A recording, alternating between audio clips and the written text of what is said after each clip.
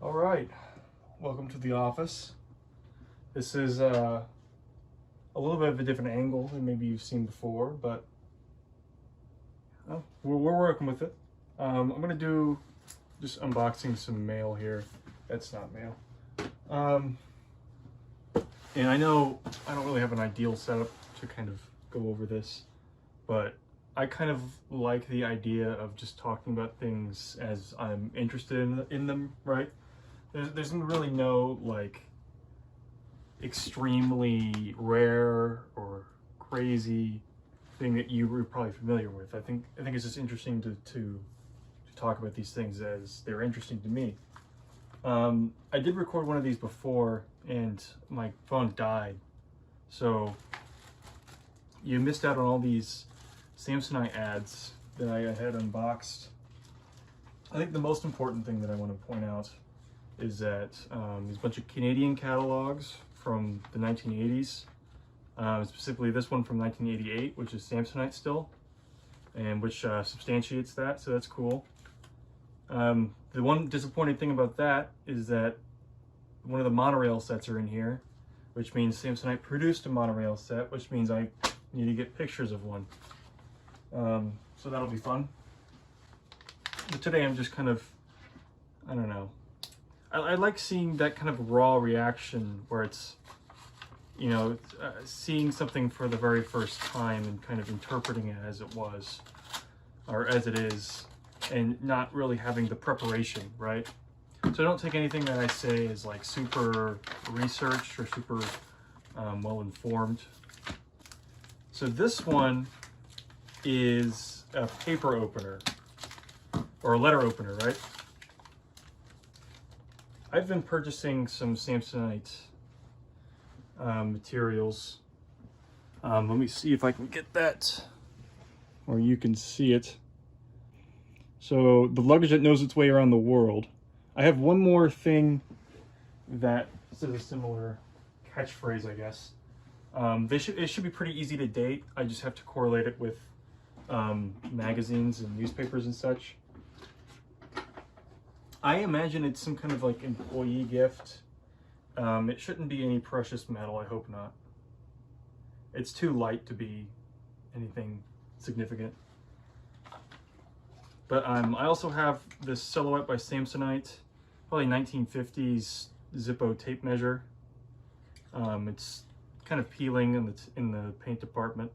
And then this pocket knife, which says the same thing as the letter opener.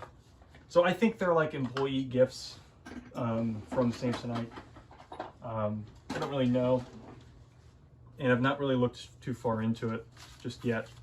Just kind of in a collecting kind of phase. That one was really cool because it was only $10, and actually all of those employee gifts I got for under $10. So this is kind of how you know you're collecting something that people don't really appreciate, right? Of course, I know more people are interested in kind of like Star Wars, Pokemon, Lego, but those are just the ones I bring up. I know there's like way more, but more ads. So these are Royal Traveler. They are still Samsonite technically. They're by Schwader Brothers. And what they did was they introduced this brand. I believe it was in the early 1960s, maybe as early as 1960, maybe before that, I don't know. But they introduced this brand called Royal Traveler, which was marketed separately from Samsonite. I'm pretty much telling you what a Business Week article said in 1965. This is what King Schwader said himself, the then president of Samsonite, so take it for what it is. But yeah, it was basically a cheaper line of suitcases so that Samsonite would compete with itself in a way. Yeah, I mean, something to look into. I'm very interested in kind of how these are handled throughout the years, as well as documenting them and scanning that and making that available. There's a bunch of ads in here. I don't think that you were very interested in it. Instead, we have this giant box here, right? So I bought this for a single piece of paper. Now, well, I guess 2 pieces of paper. And there's other stuff in here that I kind of want, as well as we'll probably just get rid of. I don't really keep everything that I get. I kind of curate my own collection, right? I think collecting should be kind of a careful process. Obviously, people can live as they want. It's just my own philosophy. There's water damage on the bottom of this box, so I'm hoping nothing important was damaged. This was 150 bucks. You have to take my word for it. And everything is wrapped in paper. Okay. So I don't really know how much you're really interested. Ooh. What in the world? They cut the front of the tractor's box. That's almost completely worthless now. It's a 1973 farm tractor, or I guess payloader, depending on what you ask. Printed in Denmark, so this might be have sold in the US. I don't really know when Enfield, Connecticut. I know it opened in 1973. I just don't know when that kind of production started, and there's the Rome wheels on there, and kind of how that all played out. I wish you could see more, honestly, kind of what I'm seeing. I'm just seeing a big empty box, right? It's just all wrapped up. So we're gonna kind of figure out what things are together. So we got a police car. This is the 420. It's a good number. Also 1973, printed in Germany. One of these sets is said to be sealed, and I think it's this box right here. I doubt it. It didn't look like it was sealed in the pictures. And so I think it's just kind of a loss there. I'm not really interested. I'm probably not going to keep it, but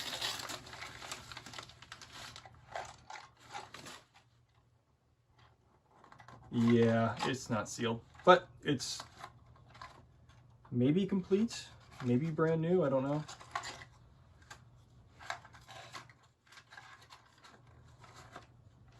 There's the biplane. We got that going. We got that going for us. So one of these is going to be completely uneventful, and I'm pretty sure that's what this is. So in 1972-ish, Samsonite produced imagination sets, right? They're first advertised in 1972. I think the earliest one is in August 1972, Good Housekeeping magazine. The earliest I've found. And the goal of them eventually was just to run through all of Samsonite's inventory. And so these are pretty common. They're very commonly missing the lid, as this one is. But I'm not too worried about condition. There's a lot more tape on this one than maybe I would like. In fact, maybe too much. The whole thing is taped up. It's kind of crazy. The Spirit of St. Louis. I've never owned this before. I always thought it was kind of cool. The plane. The issue is the stickers are there. Pretty good condition. It's definitely built wrong. Oh, there it is. Never mind. It was just falling apart. I'm sorry you're like 40 feet away, right? There's not much I can do about that from this angle. Yeah, so just a bunch of parts. Parts to set, as well as parts to this set, which there's nothing that you're going to be excited over. I want to get to the paperwork, right? I know I'm kind of like an impatient kid at Christmas. Oh, okay, so this is a House and Garden Extra Parts Kit, number 167, dang it. There's definitely not, oh no, the pieces are in here. It's missing definitely the 10x10 base plate. But it's just a bunch of Samsonite era parts, right? So you kind of got these. I want to make sure that you can see it. You got kind of these, as well as the box, which is better condition than the box I have. I might keep this and then sell the other one. for reference. That's a lot of crisper box. There's no reason to have two, in my opinion. It's a cool set. In terms of like the box art, I really like that style, but there's no reason to have two. The interesting thing about these is that it kind of reflects the way the supplements line it changed over time. There's way too much story to get into here, but I just think it's very interesting, right? And I know I'm not really selling it right. Okay, here's the paperwork. I'm gonna blow through so many of these.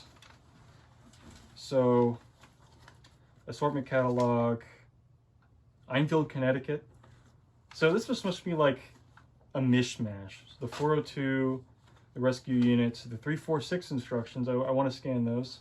I actually have the set. I actually bought the set finally, and so I can't really do anything with that. Another 1973, the 320 instructions. I already have those. I already have this. Yeah, I already have that. I had to check the form number, but this. No, it's incomplete. Oh no. Okay, I'm gonna sound insane, right? There's one particular Samsonite set I cannot get a picture of. And it's the 151 1966 Sears exclusive set. And I want the manual for it. I don't really care about the box. It's a plain box. It's the same size as the 120. I don't have one on hand. But this is half of the manual to it. God blessed me enough to give me half of the manual, but I did something wrong to not have the other half. Ugh. I took a gamble on this lot for this one piece of paper. I paid $150 to see, because all you could see is this, right? And so I knew it was a Sears exclusive, or I guess it could also be the Suburban sets, right? And so I took that dice roll. I was like, well, what are the chances, right? There it is, in partial form. I want to be happy, but I'm not. You know? I hope it's in here. I don't care that it's broken or in poor condition. I just want it to be documented, right? It's kind of the emotional thing for me, is that I believe we've finished the collection for Sears exclusive pamphlets, if it's in here. If it's not, it would be a little sad. I want to be riding high. I want to be riding high, you know? And I want to be appreciative as well. This is an insane leap, because before today, I had never seen one, and I didn't really know if one was real or not. That's confirmation. And it has the correct model on it that I had predicted based on the Sears catalog. It's not that impressive. The Sears catalog shows the specific model that's exclusive to the set. It's just that you can only go by patterns when you don't have surviving examples. And so that proves that patterns can work in context, right? You just have to be careful with things, and you have to understand them as they work. Dang. I'm sure people have those, right? It's just that they're not online, and that's something I feel kind of strongly about. This is the second reason why I bought this lot. The 112 base plate insert. It's pretty plain, but I have images of most of them. I'm just missing the 079, the green base plate one, which, you know, push comes to shove. I'm getting a little worried here. Getting a little worried. It's unfortunate that it's incomplete, but I wanted to know the form number, man. And the one side that's missing has the form number. But I probably wouldn't have bought the lot if it didn't have that one side, because it's not. Then you don't know what you're getting. Dang. And it's not looking good, folks. No! Please be in this gigantic idea book. Somebody uses a bookmark or something. I am curious, these idea books, for the condition of the sticker sheet. That's brand new. That's a complete sticker sheet in there. Okay. I'll be getting rid of that anyway, but things to look forward to. I'm probably gonna sort through these on my own time again, just to make absolutely certain it's not in here, as well as going through everything again. It could be in the bottom of this box for all I know. In fact, I'm gonna check a little. Ooh, a space set. Or at least parts for them.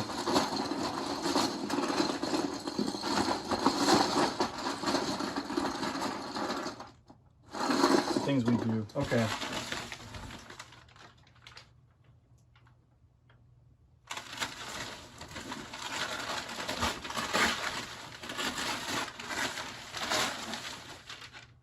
Base plates. Cool.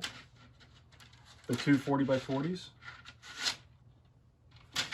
I have a bunch of stuff I want to say about those. I've just not gotten around to.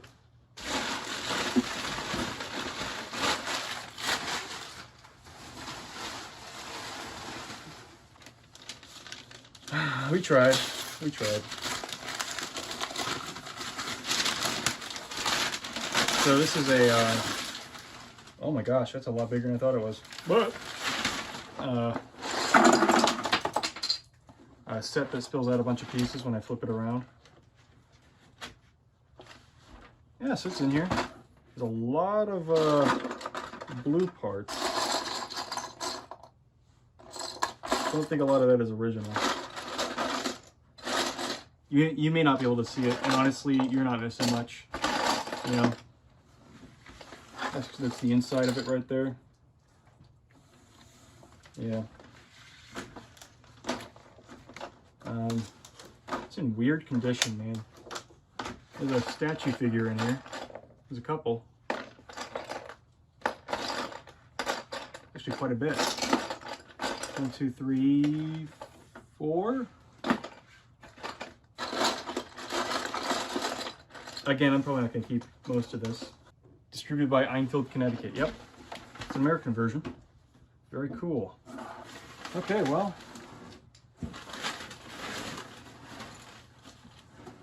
You get to see me stew over that for a while. That's a shame. It's a legitimate shame. I'm not like angry, right? But I am. Maybe I did say I was angry. I am a little sad, you know. And maybe that's not the note I should be leaving this on, but. You know, who wouldn't be sad about that, right? And this is one thing that you're chasing, and you have it, but you don't have the whole thing. And I know it's like such a first world problem. It's like, oh, you don't have one manual, but I do take archival kind of stuff seriously, and I think people deserve to have access to that kind of stuff. And so to be able to do that kind of work is an honor for me. It's just that, yeah, it's just unfortunate that it has come to this.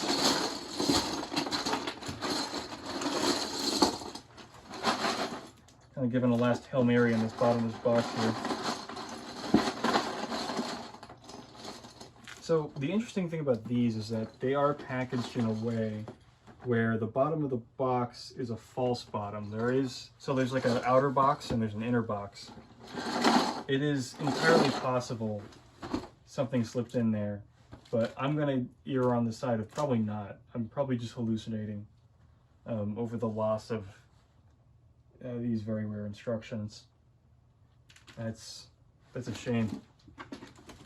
I'm sure someone has them out there, but they're not online. I'm not saying that those are like one of one or anything. It's just that I was surprised that there's figures in here. It says it on the box. I just, you know, man. Well, that's gonna do it for today, I guess. A little upset. A little upset. I'm sorry not to end it maybe on a better note, you know.